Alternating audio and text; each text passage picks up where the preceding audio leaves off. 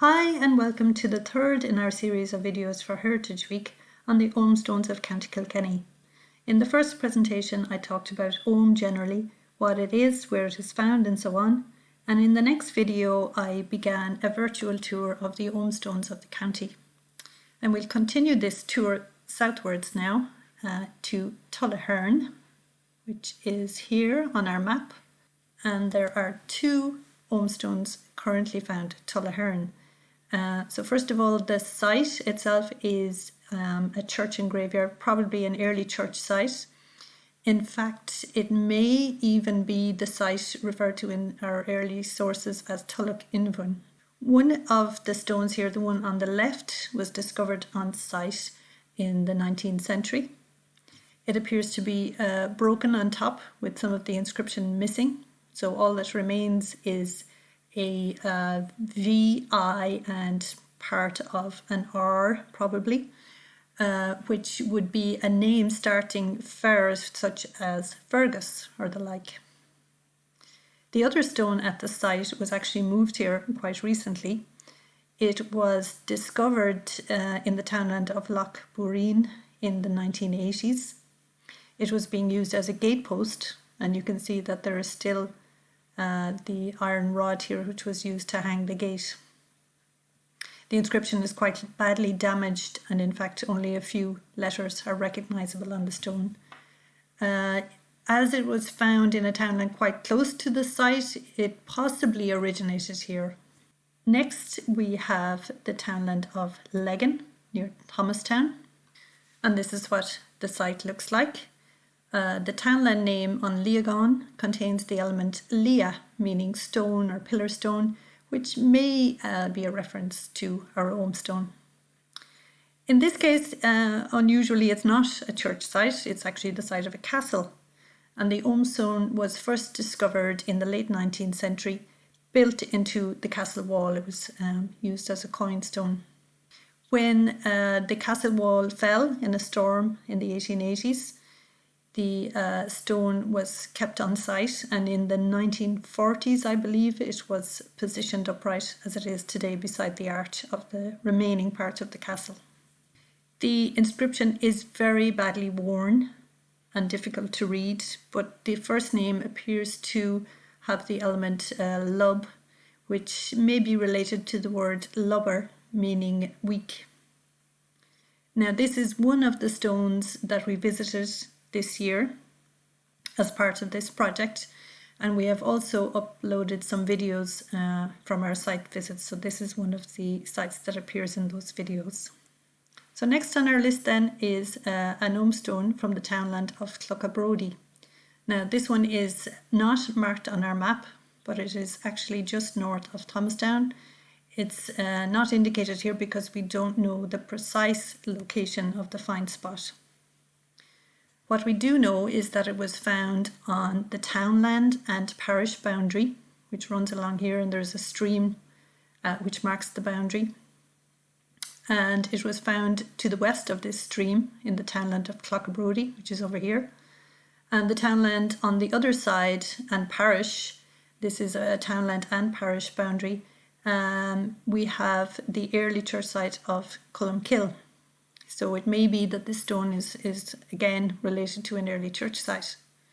The townland name, Tullach of Brady, contains the element cloch, meaning stone, perhaps referring to the Ogham stone here.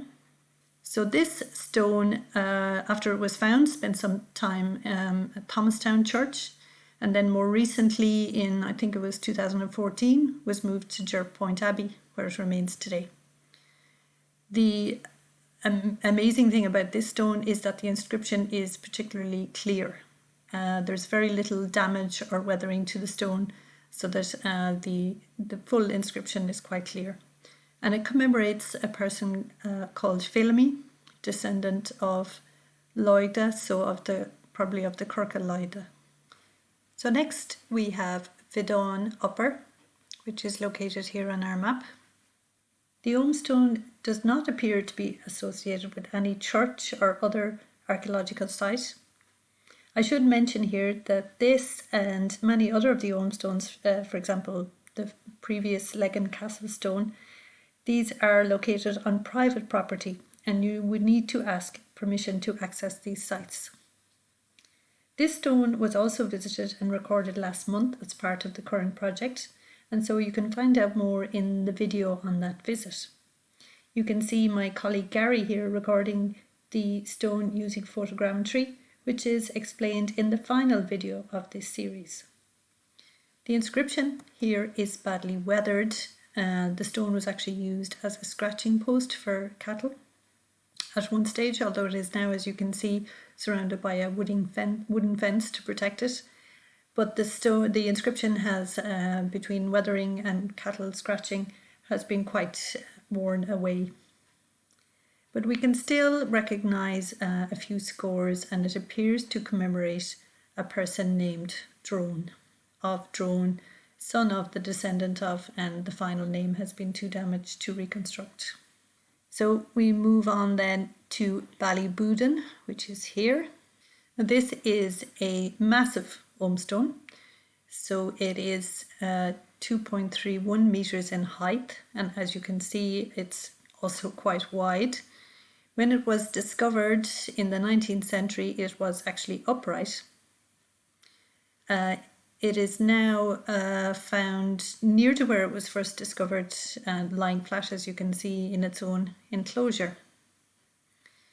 The inscription just runs along one angle here, runs this direction, and it reads of Corb here, son of Labrid, but we're missing possibly a bit at the end here where there's a break in the stone. So our next and final site then is Mogue, and Mogue is over here quite close to the Tipperary border in the southwest of the county. And once again with Mogue we have a probable early church site. And here 2 Ogham stones were discovered in the 19th century. When they were discovered, the one on top here was actually upright, marking a grave. And here you can see a photograph from the late 1800s, and the second one here as it looked when it was upright. The inscriptions are relatively clear, although the first one here appears to have been recut at some stage, but if we can trust it, it appears to commemorate a person of the name Dovesach, which is quite a common name later on, grandson of Tullern.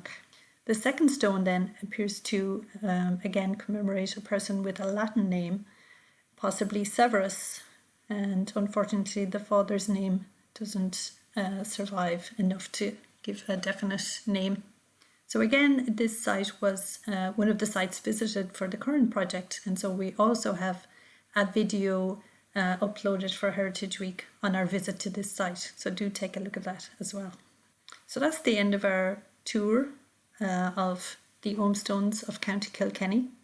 If you want to find out more, please visit our website where we have entries on most of these stones, and you will also see the videos on our site visits, and also one final video by Gary on photogrammetry, which is the method that we used for this project to record the Ogham Stones around the county. And of course, don't forget to check out our 3D models on our website.